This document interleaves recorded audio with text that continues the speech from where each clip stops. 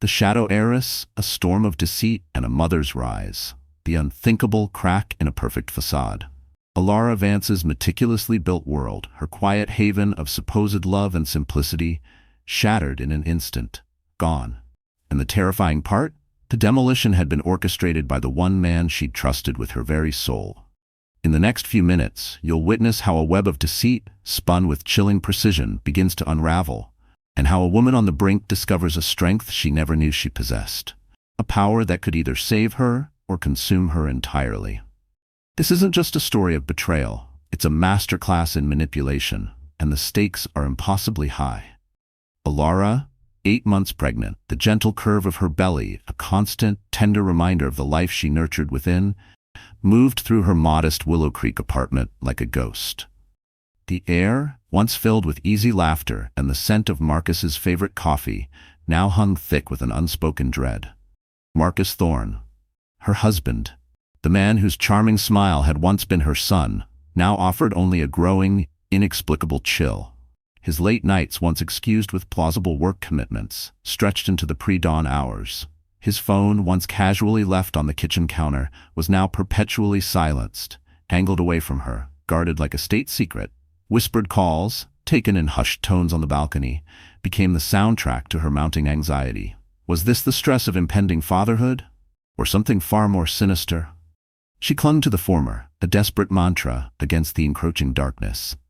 But the truth, as it often does, had a brutal way of asserting itself. It began subtly.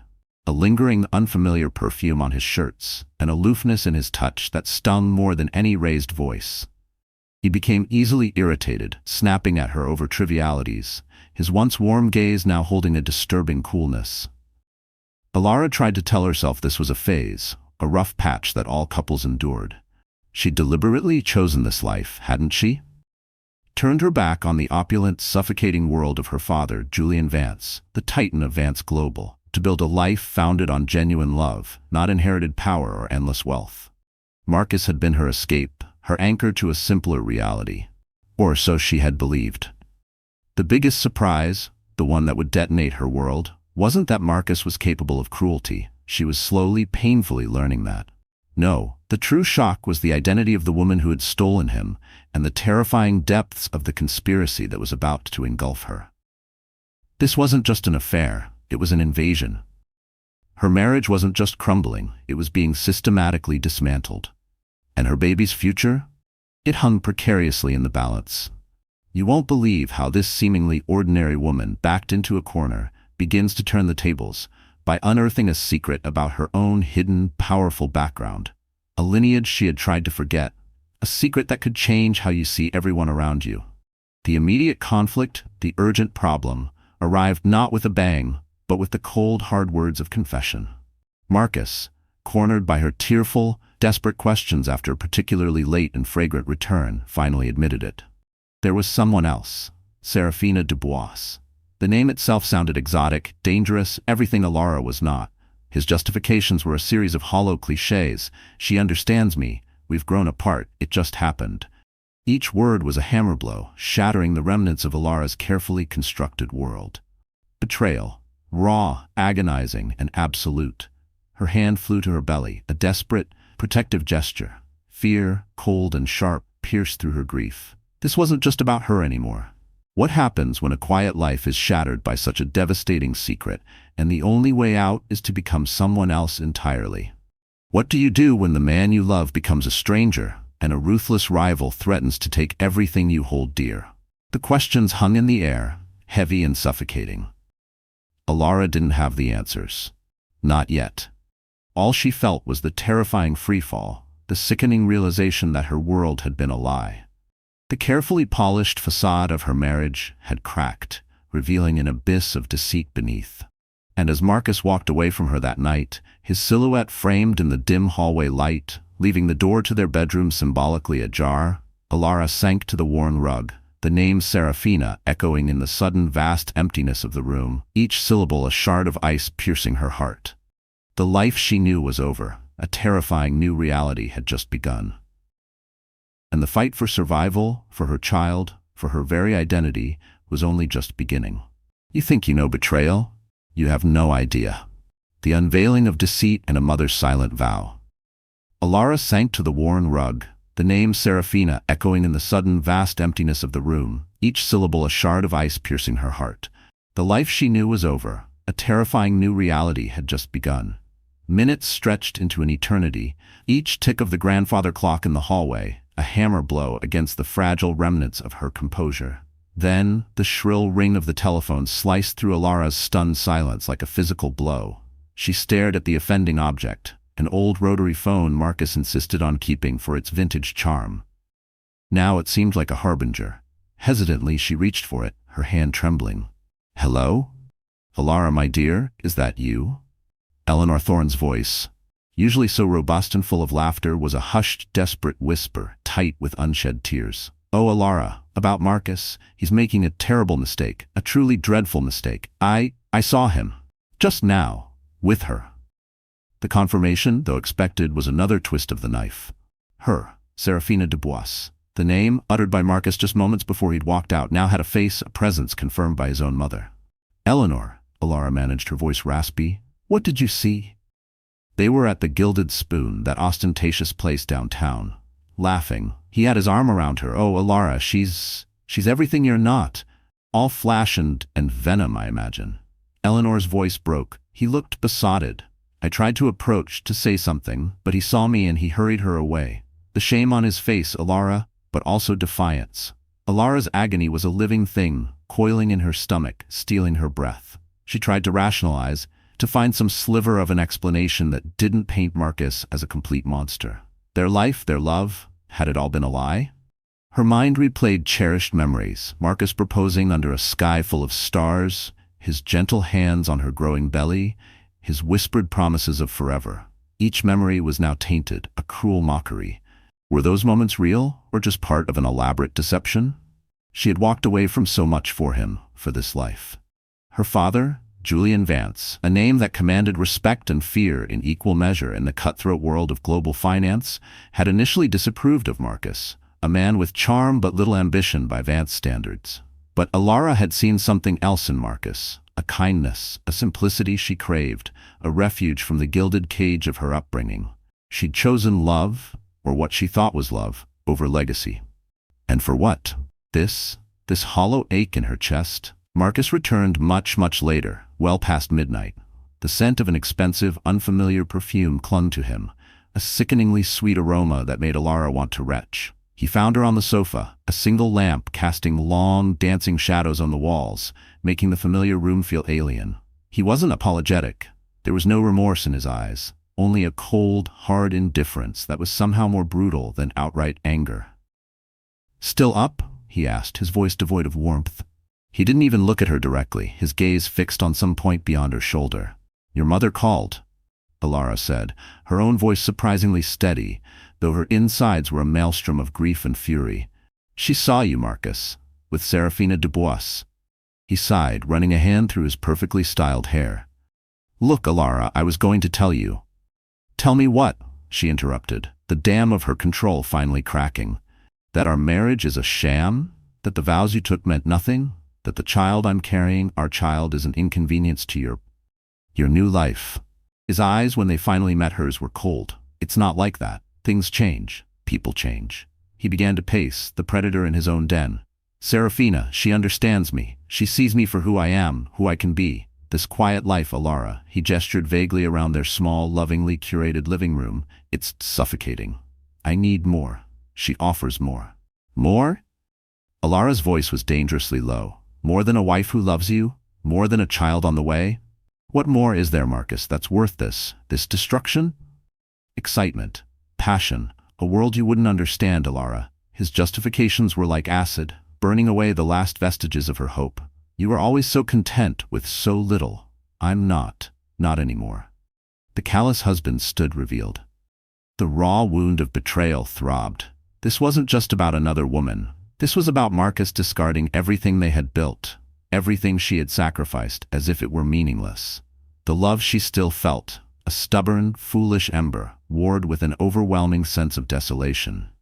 Julian Vance's stern, knowing face flashed in her mind. He had warned her in his own way about Marcus's malleable core, his susceptibility to glitter and promises. She hadn't listened. Oh, how she hadn't listened. Days later, Marcus was barely home. His side of the closet was thinning out, his presence in their Willow Creek apartment becoming a ghostly imprint. Elara moved through the days in a daze. The weight of her pregnancy, a constant reminder of the future she now faced alone. While numbly clearing out some of Marcus's remaining papers from a shared antique desk in their small home office, a space he'd rarely used but had recently started locking, her fingers brushed against something solid, tucked deep in the back of a drawer he'd claimed for himself. It was a small, antique, intricately carved wooden box. Dark wood, almost black, with no visible keyhole, only strange, almost runic symbols etched into its surface. She'd never seen it before. It felt surprisingly heavy, significant. Why would Marcus, a man of simple, almost Spartan tastes in his personal effects, have something like this? And why hide it? This was a new mystery. Her heart hammered against her ribs.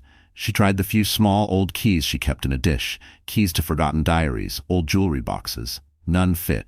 None even came close to the strange locking mechanism she couldn't quite decipher. She shook it gently. Something inside shifted with a dull, muffled thud. A book? Papers? Something heavier? The unknown contents felt like another secret, another layer of deceit. What did it contain? His justifications for leaving her? Love letters from Seraphina? Or something else entirely? The possibilities, each more unsettling than the last, gnawed at her. This locked box became an obsession. That night, Elara couldn't sleep. The house felt too big, too empty. The silence was broken only by the frantic thumping of her own heart and the soft, reassuring kicks of her baby. She clutched her belly, a surge of fierce, protective love washing over her. The locked box sat on her nightstand, a silent, unsettling mystery, a tangible symbol of the secrets now consuming her marriage, of the man she thought she knew. She stared at it, its dark wood seeming to absorb the dim light from the hallway. No. She wouldn't be a victim. She wouldn't let Marcus or his glamorous Seraphina Dubois destroy her. She had to be strong. For Lyra.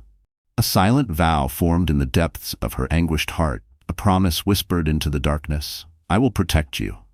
No matter what it takes, no matter who I have to become. The unanswered questions surrounding the locked box mirrored the larger, terrifying unknown of her future. But one thing was becoming clear. The Elara who forgave easily was disappearing. A new resolve, cold and sharp, began to form.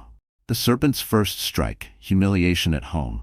Days bled into a week of suffocating silence, broken only by the baby's gentle kicks, a reminder of the life she had to fight for. Then, the doorbell cut through the tense quiet of the Willow Creek apartment, not with a polite chime, but a sharp, demanding shriek. Elara's heart leaped into her throat. Marcus? He wouldn't ring. He still had his key, though he rarely used it anymore.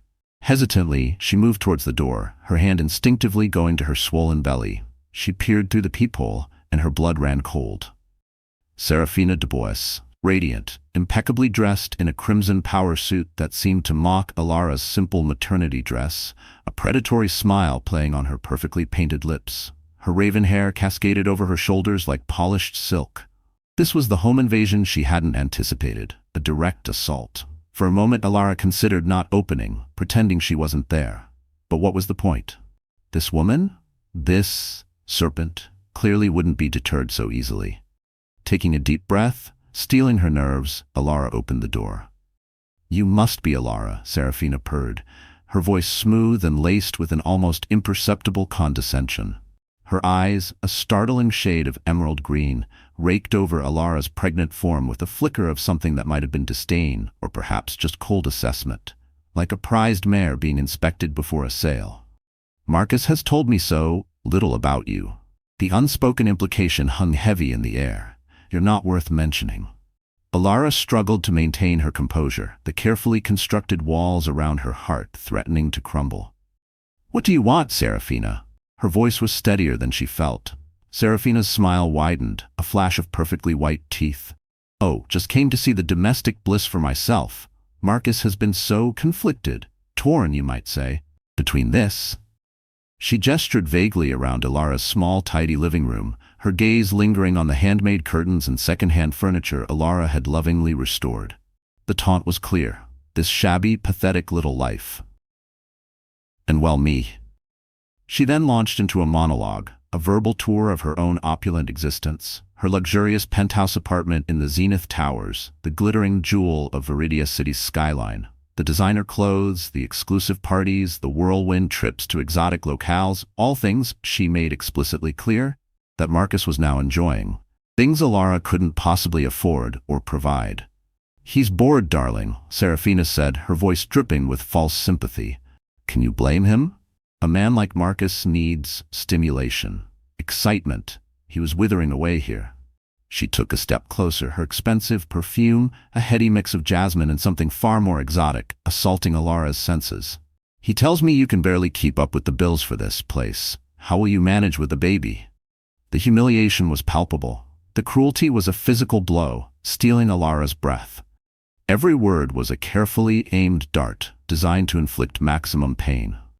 Elara's hand tightened over her belly, a primal instinct to shield her unborn child from this venom. Anger, hot and fierce, began to clash with the chilling fear that had taken root in her heart. This woman wasn't just stealing her husband, she was trying to obliterate Elara's very sense of self-worth. The sheer audacity of this home invasion, this declaration of war on her own doorstep, was staggering. "You think you know Marcus?" Elara finally managed, her voice tight. Seraphina laughed, a low, throaty sound that held no amusement. "Oh, I know him intimately, my dear. I know his desires, his ambitions, the ones you clearly couldn't satisfy." She made a move as if to step inside, to further invade Elara's sanctuary. "This is my home," Elara said, her voice rising, a surprising strength coursing through her veins. She blocked the doorway with her body, a lioness protecting her cub. "You are not welcome here. Get out." A flicker of surprise, then annoyance, crossed Seraphina's perfect features.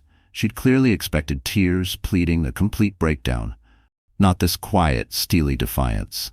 "Feisty," Seraphina mused, tapping a perfectly manicured nail against her chin. "I suppose there's a spark in you after all. A very, very small one." She leaned in, her voice dropping to a conspiratorial whisper. "But it won't be your home for much longer. For now, perhaps. But Marcus, he's mine. He's already talking about the divorce, you know, with his lawyers. He wants this entanglement over with quickly. Don't make it messy for yourself, Elara. It would be so undignified." The way she said entanglement made Elara's skin crawl. It reduced her marriage, her child, to a mere inconvenience.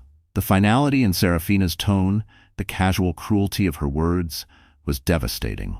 With a final dismissive glance, Seraphina Dubois turned on her ridiculously high heels and sauntered away, the sharp click-clack of her stilettos on the worn wooden porch echoing her victory. Elara watched her go, then slammed the door shut with a force that rattled the cheap window panes. She leaned against it, shaking, the dam of her emotions finally bursting. Tears of rage, humiliation, and utter despair streamed down her face. How could Marcus do this? How could he allow this viper into their lives, let her spew her poison in their home? The humiliation was a brand on her soul. But amidst the storm of her grief, a new, unfamiliar feeling began to emerge. Resolve, cold, hard, and unyielding. She would not let this woman win. She would not let Marcus destroy her and their child's future. Her gaze fell upon a small, old, silver-framed photograph on a nearby end table. It was a picture of her, years younger, standing beside her father, Julian Vance. His arm was around her, his expression stern but with an undercurrent of fierce pride. A man of immense power, of unshakable will. A man who did not tolerate threats to his family. A flicker of the Vance determination, a spark she thought long extinguished by her desire for a normal life, ignited within her. She wiped her tears, her movements suddenly decisive.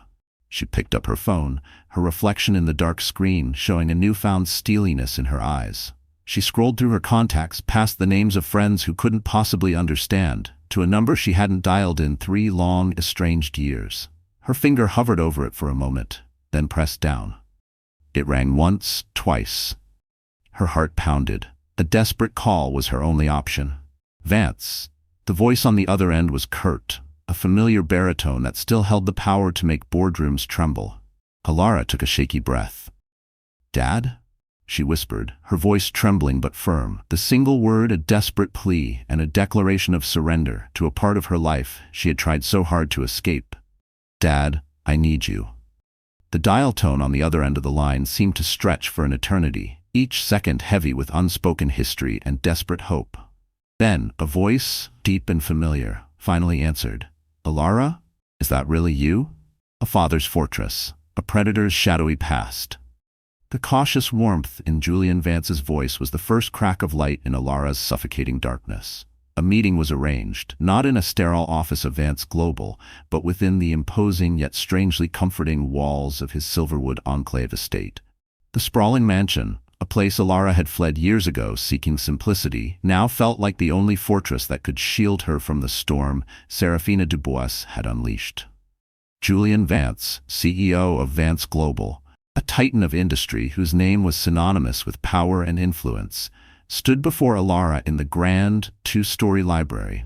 Bookshelves lined with leather-bound tomes reached towards the vaulted ceiling, the scent of old paper and polished wood filling the air. His stern face, usually an unreadable mask in boardrooms and press conferences, was etched with a concern she hadn't seen since she was a child. Scraped knees and tear-stained cheeks his only worry. He'd aged since she last saw him. More silver threaded his dark hair, deeper lines framed his piercing blue eyes. But those eyes, they still held the same intensity, the same unwavering focus. "Tell me everything, Elara," he said, his voice a low rumble that vibrated through the quiet room. "And don't spare a single detail. This person, who is she?" The floodgates opened. With tears streaming down her face and words tumbling out in halting, agonized gasps, Elara recounted Marcus's cruel betrayal, the devastating confirmation from Eleanor Thorne, and Seraphina Dubois's venomous home invasion. She spoke of the taunts, the humiliation, the chilling way Seraphina had dismissed her and her unborn child. Julian listened, his hands clasped behind his back, his posture rigid. As Elara spoke, his jaw tightened, a muscle pulsing almost imperceptibly, and a familiar, controlled fury began to simmer in the depths of his eyes. It was the look he got before a hostile takeover, before dismantling a competitor. Elara knew that look. And for the first time since this nightmare began, a sliver of something other than despair pierced through her. Hope? Or perhaps the grim satisfaction of impending retribution. When she finally fell silent, emotionally exhausted, Julian remained still for a long moment, his gaze fixed on a distant point beyond the rain-streaked windows. Then he turned to her, his voice dangerously calm, each word infused with icy resolve. "This woman," he stated, not asked, "Seraphina Dubois. She will learn what it means to cross a Vance. She will learn that there are consequences for her actions." He didn't raise his voice, didn't need to. The threat was absolute. "You will move in here, Elara, immediately." It wasn't a request. "You and my grandchild will be safe here. No one will harm you under my roof." He gestured vaguely. "My staff will handle everything. Your belongings from that apartment in Willow Creek will be brought here by morning. You will want for nothing." His protection was swift, absolute, almost suffocating in its efficiency, but Elara clung to it like a drowning woman to a life raft. The cold, sterile grandeur of Silverwood Enclave suddenly felt like the safest place on earth. Within hours, it was done. Elara found herself installed in a suite of rooms overlooking the meticulously manicured gardens, a far cry from her cramped Willow Creek apartment. It was overwhelming, yet there was a strange comfort in the familiar opulence she had once rejected. The next day, Julian introduced her to Silas Blackwood. The private investigator was a man who seemed to blend into the shadows, his presence unremarkable until he spoke. His voice was quiet, his eyes sharp and missing nothing. He was, Julian had assured her, the best, discreet, thorough, and highly effective. "Mr. Blackwood will ascertain everything there is to know about this Seraphina Dubois," Julian had said.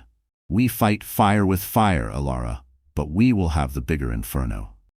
A few days later, Silas Blackwood presented his initial findings in Julian's study. Elara sat in a plush leather armchair, Julian behind his massive mahogany desk, Blackwood standing, holding a slim, unassuming file. "Seraphina Dubois, as she currently calls herself," Blackwood began, his tone neutral, "is, for lack of a better term, a social chameleon.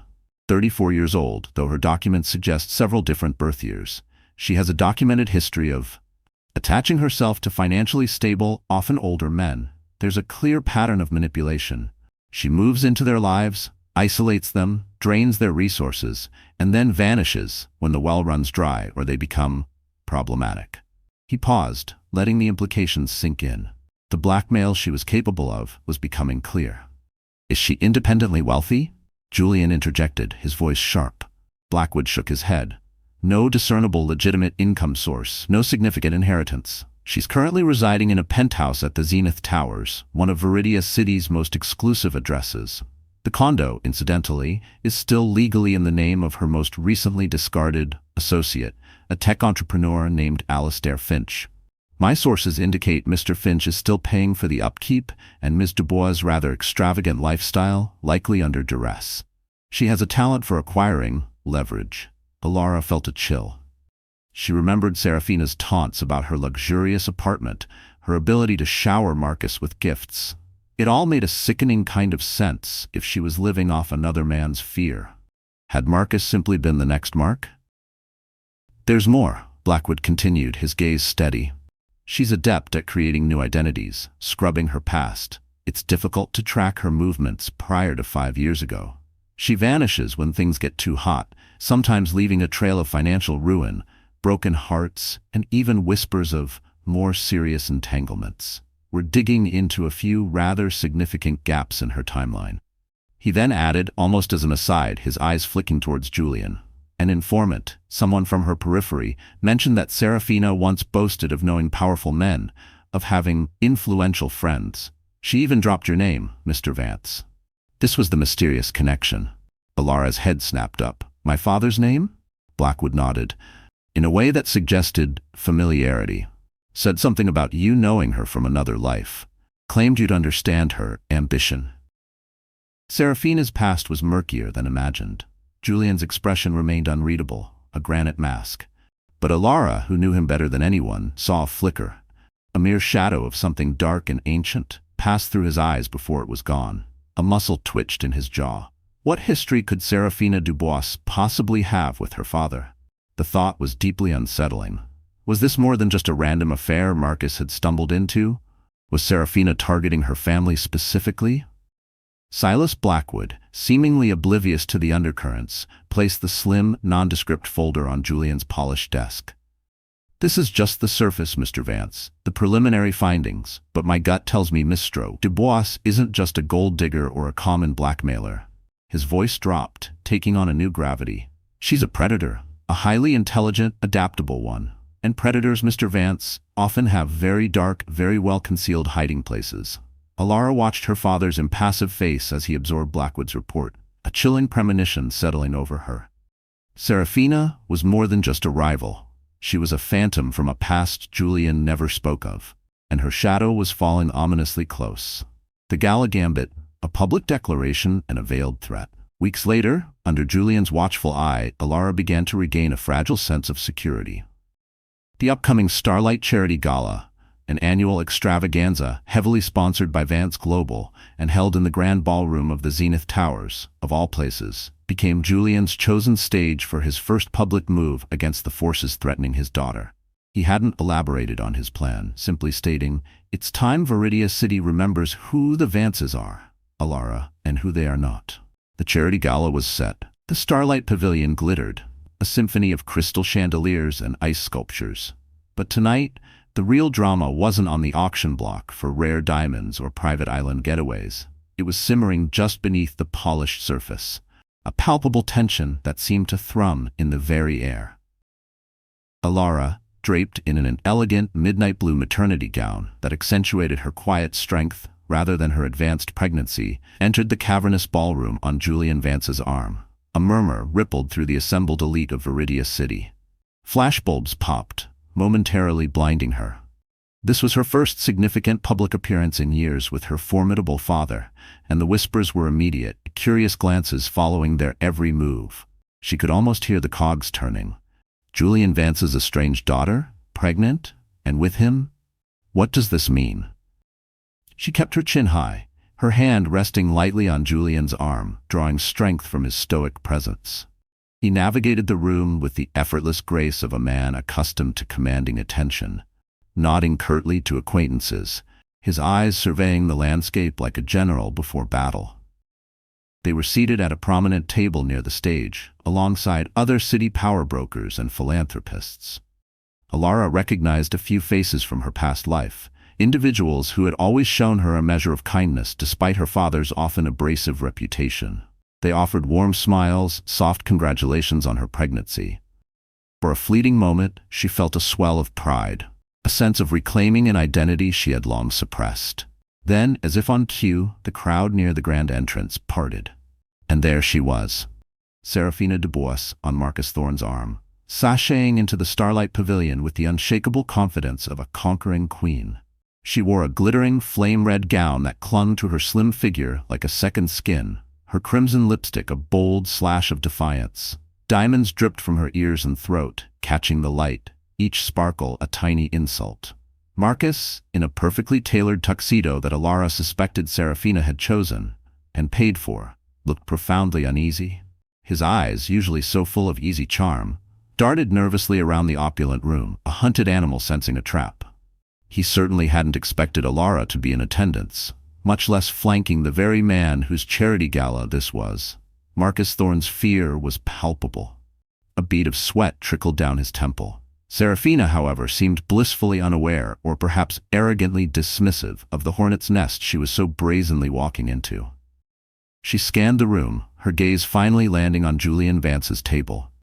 She halted mid-step, a flicker of something. Surprise? Uncertainty? Shadowing her perfectly made-up eyes as she registered, Elara seated beside the man who commanded deference from nearly every influential person in Veridia City. She recognized Julian, of course, from countless business headlines, from the hushed, odd stories of his corporate power plays. But the momentary hesitation vanished as quickly as it appeared, replaced by that familiar, predatory smile. This was a challenge, and Seraphina Dubois never backed down from a challenge. Marcus paled visibly when he saw Elara, her pregnancy now undeniable, her father's imposing presence a silent declaration of war. He felt a sickening lurch in his stomach, a potent cocktail of guilt and dread. He tried to steer Seraphina towards a less conspicuous part of the ballroom, but she tugged him forward, her grip like steel, her eyes fixed on Julian's table, determined to maintain her composure, to assert her dominance. This public confrontation was escalating. As they approached, Julian rose slowly, deliberately, exuding an aura of formidable authority that seemed to suck the air from their immediate vicinity. The polite chatter at nearby tables died down. "Marcus," Julian said, his voice as cold and hard as polished granite. "It's been a while." Marcus swallowed, his Adam's apple bobbing. "Mr. Vance, Elara." His greeting was a strained mumble. Seraphina, perhaps not grasping the full depth of Julian's displeasure, or more likely choosing to ignore it, extended a perfectly manicured hand towards Julian in a showy, theatrical greeting.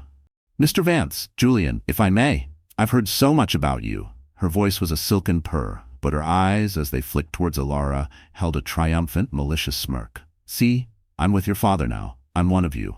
Julian ignored her outstretched hand, his gaze like chips of ice. "Indeed, Miss Dubois, and I, regrettably, have heard of you." The air crackled with unspoken animosity. A tense, heavy silence fell over their small group, drawing the attention of several nearby tables.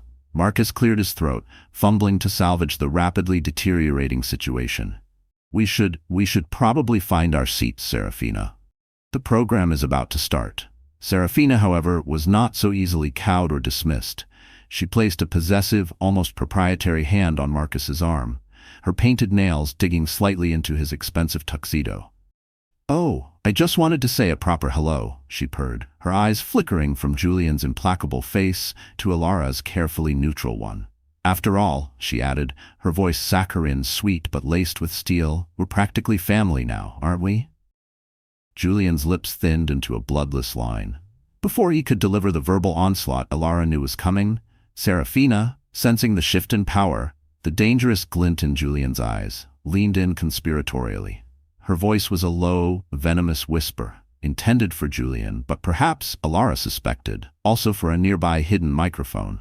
Silas Blackwood might have ingeniously arranged. "You haven't changed a bit, Jules," she breathed, the overly familiar diminutive a calculated insult. "Still so fiercely protective of what's yours. It reminds me so much of the Atherton affair. Such a messy, messy business that. You remember, don't you?" Seraphina's threat was clear. Julian's eyes narrowed almost imperceptibly, but Elara, watching him intently, felt a sudden, bone-deep chill. "The Atherton affair? What on earth was she talking about? The name meant nothing to her, yet the way Seraphina uttered it, the dark satisfaction in her eyes, sent a shiver of pure dread down Elara's spine. Her father's face was an unreadable mask, but she saw a flicker of something ancient and dangerous in his eyes, a darkness she had never witnessed before. Then Julian straightened, his voice, when he finally spoke, resonating with cold, clear authority, carrying easily to the surrounding tables, silencing all remaining chatter. Julian Vance's declaration was about to be made. For those of you who may be unaware, he began, his gaze sweeping over the now rapt audience. This is my daughter, Elara Vance. He placed a hand gently on Elara's shoulder. She will soon give birth to my grandchild, the heir to the Vance legacy. His eyes then locked onto Seraphina, and the temperature around them seemed to drop several degrees. Anyone, and I mean anyone, his voice was like the crack of a whip, who attempts to harm her or humiliate her, publicly or privately, will answer directly to me, and to the full, considerable resources of Vance Global. He paused, letting the weight of his threat sink in. Then his gaze shifted to a visibly sweating, ashen-faced Marcus Thorne. And Marcus, Julian's voice was laced with contempt. You should be profoundly ashamed of the heartbreak and indignity you have caused. Rest assured, you will also answer for your responsibilities as a father. A collective gasp, quickly stifled, rippled through the nearby guests. Seraphina's face contorted in a brief, uncontrolled flash of incandescent fury before she managed to smooth her features back into a semblance of composure. But the hit had landed. Hard. Her eyes blazed with indignation. She opened her mouth to retort, to unleash the torrent of venom Elara knew she was capable of.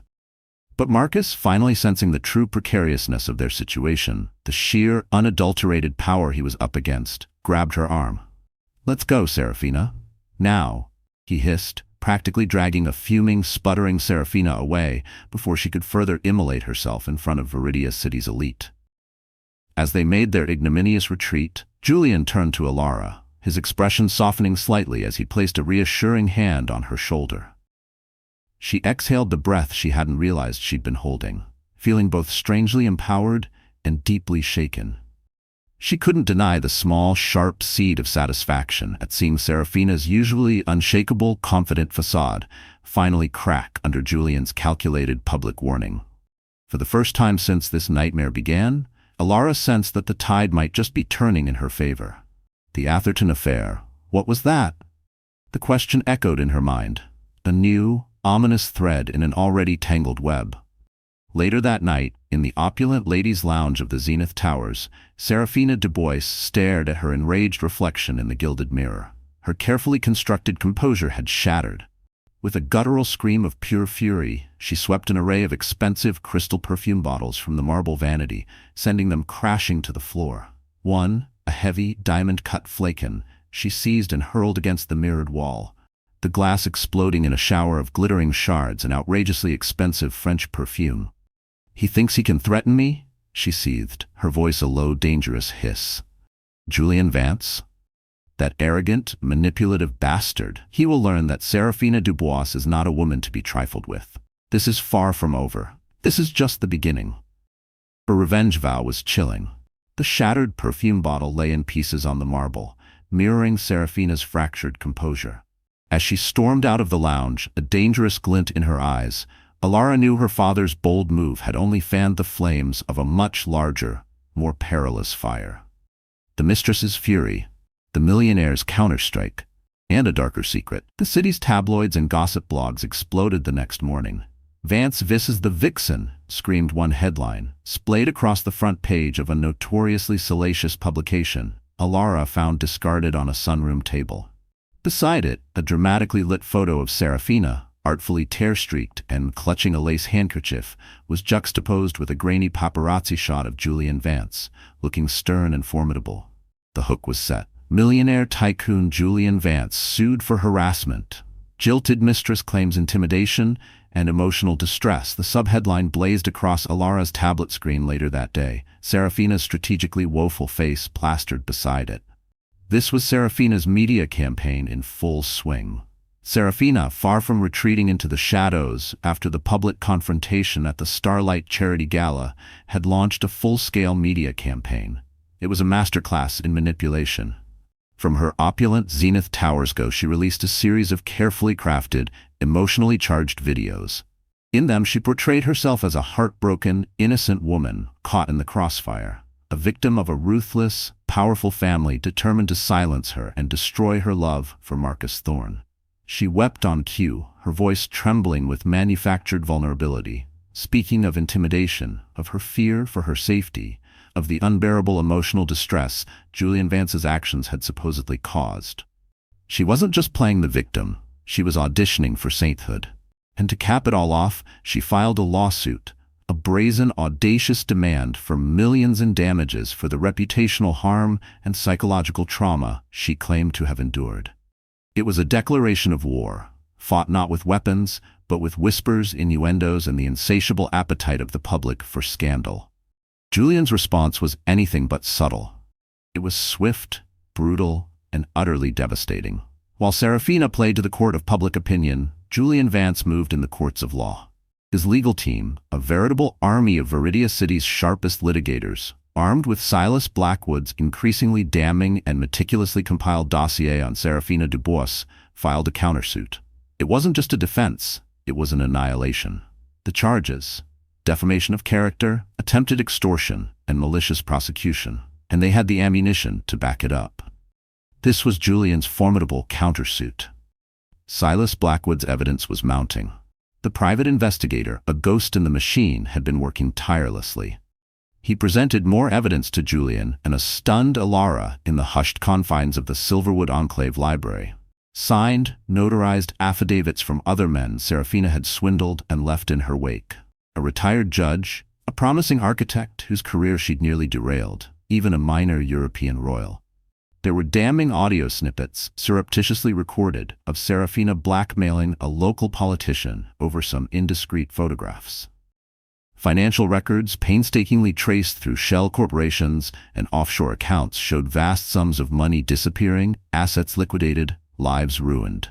Each piece of evidence was a nail in the coffin of Seraphina's carefully constructed facade. The woman wasn't just a mistress. She was a professional predator, a black widow weaving intricate webs of deceit. Seraphina's past was catching up. Then Blackwood dropped the bombshell that made Elara's blood run cold, the revelation that shifted the entire chessboard. "We've been digging into those gaps in her timeline, Mr. Vance," the private investigator said, his voice even, almost unnervingly calm. He placed a new, slim file on Julian's desk. This one felt heavier than the last. "It appears Miss Dubois, or rather Annalise Dubois, one of her earlier, more elusive aliases, was involved in a situation some years ago in a rather quiet, old-money enclave on the coast. The Atherton affair she so helpfully reminded you of at the gala." Elara leaned forward, her heart pounding. The Atherton affair. The cryptic words Seraphina had hissed at her father. Blackwood continued. "Geoffrey Atherton was a wealthy, elderly widower, considerably older than Miss Dubois, or Annalise as she was known then. He was her benefactor, quite generous by all accounts. Until he wasn't. He apparently discovered the extent of her deceptions and threatened to expose her, to cut her off without a penny." He paused, letting his words hang in the air. Shortly thereafter, Mr. Atherton died. An accidental overdose of his heart medication, according to the original, rather cursory police report. He slid a heavily redacted copy across the desk. The investigation was shallow, almost deliberately so.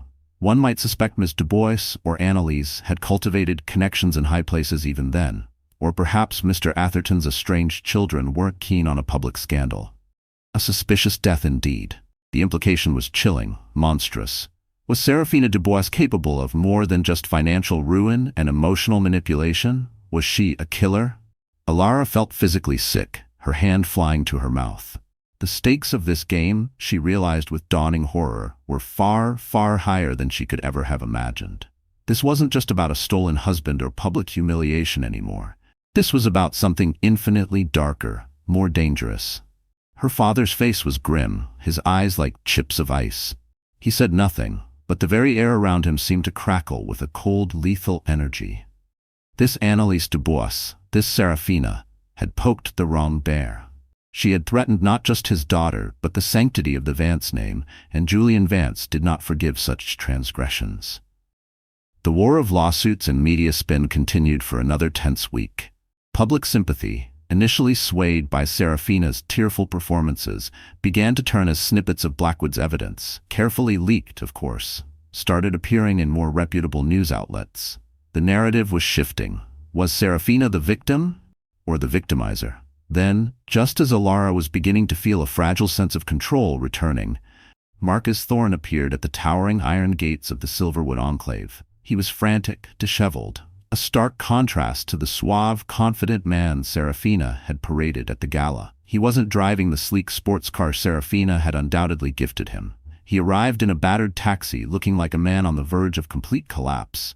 After a terse call from the gatehouse to Julian, he was, surprisingly, granted entry. Elara met him in the formal sitting room, Julian a silent, imposing presence by the fireplace. Marcus, his face pale and clammy, his expensive suit rumpled, practically fell to his knees before her. It was a pathetic display. Marcus Thorne's desperation was acute. "Elara, please, you have to help me. You have to call off your father," he babbled, his voice hoarse with desperation. "Seraphina, she's insane. She has information, things about my work, sensitive things I might have mentioned, indiscretions, client data. She's threatening to release it all, to ruin my career, send me to prison, if Julian doesn't drop the countersuit and pay her the millions she's demanding." His eyes were wild, darting between Elara and her father. "She'll destroy me, Elara. She'll destroy everything. Please, you once loved me. For the sake of that, for the sake of our child, tell him to stop." Marcus's desperate eyes searched Elara's, pleading for an alliance, for mercy. But looking at the shell of the man she once loved, Elara felt only a cold, hard certainty. Seraphina had overplayed her hand, and the game was about to take its final, brutal turn. The house of cards crumbles. Justice and a glimmer of dawn. Elara met Marcus's gaze, her own unyielding. "You made your choices, Marcus. Now you live with them." She turned away, a gesture of finality, leaving him to face Julian Vance, who had entered the room with the quiet lethality of a man about to deliver a final, decisive checkmate. Julian Vance's voice, when he addressed Marcus Thorne, was like Arctic steel, devoid of any emotion save for a chillingly profound contempt. "Mr. Thorne," he began, the formal address a deliberate distancing, "your predicament with Miss Dubois is entirely of your own making. My sole concern here is my daughter, Elara, and the grandchild she carries. You have made your bed. I suggest you find a way to lie in it. Alone." Julian Vance's dismissal was absolute. There was no negotiation, no flicker of sympathy, just the cold, hard dismissal of a man who had already erased Marcus from any equation of significance. Marcus, utterly broken, visibly deflated, a puppet whose strings had been irrevocably cut, stumbled out of the Silverwood Enclave, his pleas for mercy swallowed by the heavy oak door that closed soundly behind him. His betrayal of Seraphina, in his attempt to save himself, was his final act of cowardice. Days later, the city of Veridia was rocked by another tremor in the ongoing saga. Marcus Thorne, facing utter ruin both professionally and personally, his name now inextricably linked with the increasingly sordid revelations about Seraphina Dubois, issued a public statement through his newly hired, high-powered attorney. It was a masterpiece of self-preservation, albeit a cowardly one. In it, he painted himself as a naive, easily manipulated man, seduced and ensnared by the calculating wiles of Seraphina Dubois. He claimed to have been unaware of her extensive history. He professed deep remorse for his actions, for the pain he had caused his estranged wife, Elara Vance, and publicly denounced Seraphina's tactics, her threats, and her entire persona as fraudulent and dangerous. He was no longer involved with her, the statement declared unequivocally. He was a victim too. This public denouncement was a desperate, last-ditch attempt to salvage what little remained of his reputation. This move by Marcus, his betrayal of Seraphina, was perhaps the final, most devastating nail in Seraphina Dubois's elaborately constructed coffin. Her carefully curated house of cards, already teetering from the weight of Julian Vance's countersuit and Silas Blackwood's relentless unearthing of her past, began to crumble with astonishing speed. Her few remaining allies in Veridia's fickle social scene evaporated like morning mist. The brands she had so ostentatiously flaunted in her social media posts, the luxury labels that had once paid her handsomely for endorsements, publicly severed all ties, issuing statements about due diligence and unforeseen circumstances. The owner of her palatial Zenith Towers condo, the very same Alistair Finch whom Blackwood had identified as her current financial wellspring, initiated immediate eviction proceedings. Citing the rapidly escalating scandal and the reputational risk her continued presence posed to the building's exclusive image. Suddenly, Seraphina was not just a pariah. She was homeless. Her eviction was swift, and then came the legal coup de grace. Her countersuit against Julian Vance, the one she had launched with such theatrical indignation, was spectacularly dismissed by the courts, with prejudice, meaning it could never be refiled. Furthermore, in a stunning reversal, she was ordered to pay Julian Vance's substantial legal fees, a sum that ran into the hundreds of thousands, if not millions. The lawsuit dismissed, her fate was sealed. The media outlets that had once eagerly lapped up her tearful pronouncements of victimhood now dissected her downfall with savage glee, rehashing every lurid detail of Silas Blackwood's dossier, which had, through carefully orchestrated leaks, become public knowledge. Seraphina Dubois, the Ice Queen, the master manipulator, was exposed, cornered, and facing utter annihilation. It was during this maelstrom that Silas Blackwood contacted Julian Vance with his final, most chilling piece of information, the denouement to the Atherton affair. He requested an urgent, private meeting. Elara, at Julian's insistence, was present.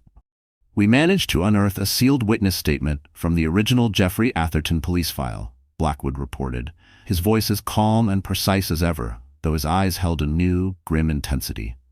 "It was buried deep, very deep. It appears old man Atherton wasn't just a casualty of a convenient accidental overdose."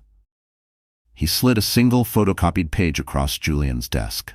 "This witness, a disgruntled former maid who fled the country shortly after Atherton's death and only recently resurfaced, confirms that Annalise Dubois, our Seraphina, directly and deliberately caused Atherton's overdose when he threatened to cut her off financially and expose her multitude of sins to the authorities and his influential circle." He paused. "She wasn't just a con artist looking for her next meal ticket, Mr. Vance. She was a killer who got away with it, for years." The murder revealed was shocking. A heavy silence filled the library. Elara felt the blood drain from her face. A killer. The woman who had stood in her home, who had threatened her, who had been intimately involved with the father of her child, was a murderer. The revelation was staggering, almost too horrific to comprehend.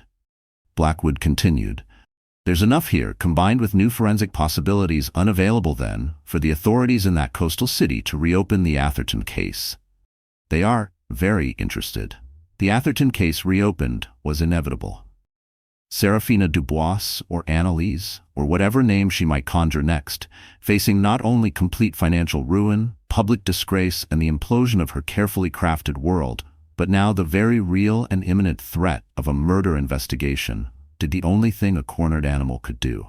Seraphina vanishes. One day she was the talk of Veridia City, her face plastered across every newsfeed.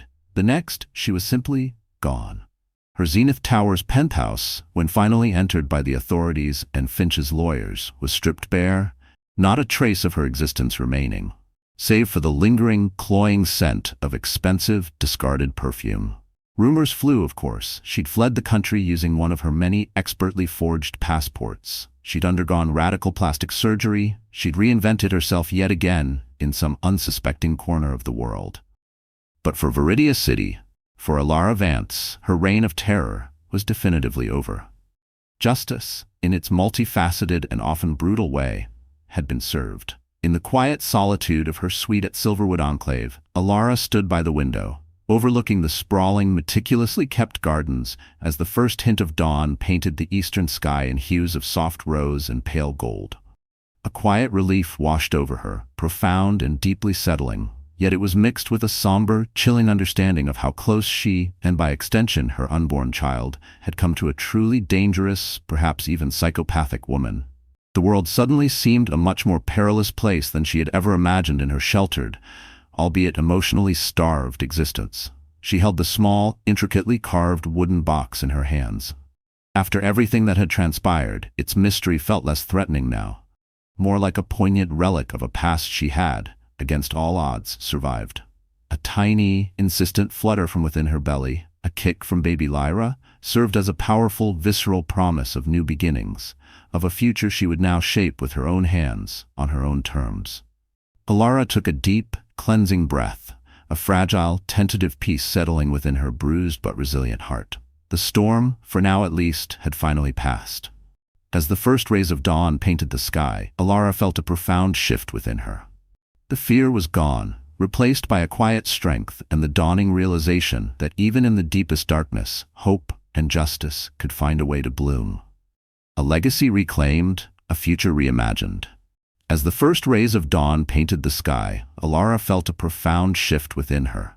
The fear was gone, replaced by a quiet strength and the dawning realization that even in the deepest darkness, hope and justice could find a way to bloom.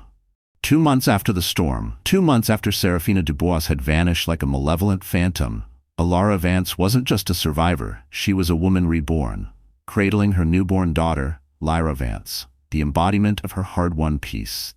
The birth of baby Lyra, much like the preceding months, had been challenging, a testament to Elara's quiet resilience. But Lyra had arrived healthy and beautiful, a perfect miniature of Elara with a surprising shock of dark hair, a tiny echo of Julian Vance himself. Her father had been a rock throughout the delivery, his usual gruff demeanor softened by an undeniable tenderness, his hand a constant, reassuring presence on Elara's. He was there when Lyra took her first breath, and the look on the formidable CEO's face as he held his granddaughter for the first time was one Elara would cherish forever. Pure, unadulterated adoration. The ruthless titan of Vance Global had melted, transformed into a doting Julian Vance grandfather, whispering nonsensical lullabies and gently rocking the tiny infant as if she were the most precious treasure in his vast empire. Which, Elara realized with a lump in her throat, she undoubtedly was. Marcus Thorne, a shadow of his former self, had appeared at the private hospital wing a day after Lyra's birth. He was thinner, his eyes haunted, the expensive suit he wore looking borrowed and ill-fitting on his diminished frame. He carried a small, clumsily wrapped teddy bear. He stood awkwardly in the doorway of Elara's sun-filled room until Julian, after a long, assessing look, nodded curtly and then, surprisingly, excused himself, leaving them alone. Marcus's remorse was evident. The silence stretched, filled only by Lyra's soft cooing. Finally, Marcus spoke, his voice raspy with unshed tears and an exhaustion that seemed bone-deep. She's beautiful, Elara." He took a tentative step closer. "Just like her mother." Elara watched him, her expression carefully neutral. The searing pain of his betrayal had dulled, replaced by a weary kind of acceptance and a steely resolve. "Yes, she is. I've made so many mistakes," he stammered, his gaze fixed on the tiny bundle in Elara's arms. "Irreparable mistakes. I know that. I don't deserve your forgiveness." He looked up at her then, his eyes filled with a raw, pleading remorse that was, for the first time, utterly devoid of manipulation. "But Lyra, she's innocent in all of this. Can I please be a part of her life? I'll do anything. I'll provide for her, of course, anything she needs. But more than that, I want to be her father. If you'll let me." Elara considered him for a long moment. The man she had once loved, the man who had shattered her world, now stood before her, humbled and broken. For Lyra's sake, she knew what she had to do. "You can be her father, Marcus," she said, her voice composed and resolute. "She deserves to know you, and you will support her." "But," she met his gaze directly, leaving no room for misunderstanding, "we are over. There is no going back for us. Our romantic relationship ended the day Seraphina Dubois walked into my life. These are my terms for co-parenting." He nodded, a single tear tracing a path down his cheek. "I understand. I accept." He looked at Lyra again, a flicker of the old warmth she remembered briefly surfacing in his eyes. "Thank you, Elara, for her." He promised to be a good father, to provide financially, to be present, even if he could never truly repair the chasm he had carved between himself and Elara.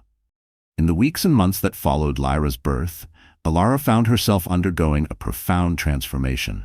The quiet, often timid woman who had hidden from her legacy was slowly, surely, being replaced by someone new, someone stronger. Julian Vance, reveling in his new role as Grand Julian, as he insisted Lyra would call him, began to subtly draw Elara into the orbit of Vance Global. It started with informal discussions about market trends over dinner, then progressed to her sitting in on board meetings, initially as a silent observer. But Julian, a shrewd judge of character and intellect, saw the keen mind, the sharp intuition that had long lain dormant within his daughter. He began to mentor her, not as an heiress in waiting destined to inherit by birthright alone, but as an intelligent, observant woman with a natural acumen for business and leadership. Elara, to her own surprise, found herself thriving. Her personal growth was remarkable. She discovered a purpose beyond motherhood, a strength and a capability she never knew she possessed. The world of high finance, the intricate dance of mergers and acquisitions, the strategic gambles, it was a language she found she understood, a world she was perhaps always destined to inhabit. She was no longer just Elara. She was Elara Vance, and the name began to resonate with a new kind of power, her own. Her engagement with Vance Global showed her potential for leadership. One quiet evening, as Lyra slept soundly in her bassinet, a gentle breeze rustling the curtains of her sitting room at Silverwood Enclave, Elara found herself staring at the small, antique wooden box Marcus had hidden. It had arrived a week earlier by courier, accompanied by a tiny, intricately wrought silver key and a simple, handwritten note from Marcus. For Lyra. So she knows there was once good here. So she knows her father wasn't always a fool. M. The locked box resolution was at hand. Her fingers trembled slightly as she picked up the key. After everything, the box's mystery felt less threatening, more like a relic of a distant, almost forgotten past she had somehow survived. With a steadying breath, Elara inserted the key into the hidden lock she had finally located on its underside. It turned with a soft click. She lifted the lid. Inside, nestled on a bed of faded blue velvet, were not incriminating secrets or ill-gotten gains, not love letters from Seraphina or evidence of further betrayals. Instead, there were mementos of their early, seemingly genuine love. A pressed, dried wildflower, a daisy from their first impromptu picnic in the hills above Veridia City. A faded ticket stub from a local indie band concert they'd attended, back when their laughter was easy and their dreams were simple. And beneath them, a single sheet of paper, folded and refolded many times. It was a poem, heartfelt and endearingly clumsy, written in Marcus's familiar scrawl, a declaration of love from a time before ambition and Seraphina Dubois's toxic influence had twisted him into someone unrecognizable. Tears pricked Elara's eyes, blurring the ink. Not tears of regret or of renewed love for the man Marcus had been, but tears of acknowledgement for what was, a quiet acceptance of what was now. The contents of the box didn't change anything, didn't excuse his betrayals, but they confirmed her decision to move forward, not in bitterness or a desire for further revenge, but with clarity, with a peaceful understanding of the complexities of love and loss. That love, however flawed, had been real once, and it had given her Lyra. The final scene of this chapter of her life unfolded some weeks later. Elara Vance stood on the wide stone balcony of her suite at the Vance estate, her daughter Lyra asleep and content in her arms, looking towards the sprawling city of Veridia. She was no longer the timid, heartbroken wife from the small apartment in Willow Creek, nor just the shadow heiress defined by her father's name. She was Elara Vance, mother, leader, a woman who had faced down deceit and unimaginable humiliation and had emerged not unscathed, but undeniably stronger. She was ready to build a new future, for herself and for her precious daughter, on her own terms, within the formidable legacy embraced with open eyes and a courageous, resilient heart. The Vance legacy was no longer a cage, but a foundation, and on it, Elara would build an empire of her own. Her transformation was complete. Dear friend, life doesn't always break us with fury. It often breaks us with silence. Elara's story is a testament to that quiet devastation, but also to the incredible power we all carry within when we are forced to confront betrayal.